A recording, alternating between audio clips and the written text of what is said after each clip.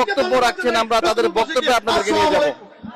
নবীনগর উপজেলা শ্রমিক দলের সংগ্রামী আহ্বায়ক জনাব জাভেদুল ইসলাম জাভেদ ভাই ও সদস্য সচিব জনাব শাহ আলম ব্যাপারীর নেতৃত্বে আজকে রতনপুর ইউনিয়নে শ্রমিক দলের 5 সদস্য বিশিষ্ট আহ্বায়ক কমিটি ঘোষণা করা হবে।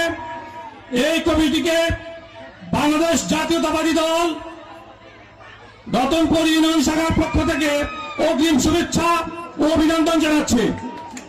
আমি বিশ্বাস করি আমার নেতা, নবীনগরের গণমানুষের নেতা, বর্ষিয়ান রাজনীতিবিদ জনাব অ্যাডভোকেট এম এ মান্নান সাহেবের নেতৃত্বে বাংলাদেশ জাতীয়তাবাদী দল নবীনগর উপজেলায় যে কোনো সময়ের চেয়ে এখন অনেক বেশি শক্তিশালী।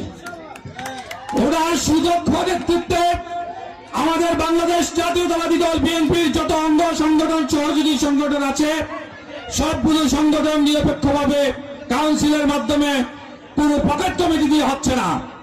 আজকে রতনপুর ইউনিয়নের রতনপুর গ্রামে দাঁড়িয়ে আজকে যে কমিটি ঘোষণা করা হবে সম্পূর্ণ নিরপেক্ষ, দলীয় বিবেচনায় যারা গ্রহণযোগ্য তাদের কি শ্রমিক দলের আহ্বায়ক ও সদস্য সচিব সাহেব ঘোষণা করবে।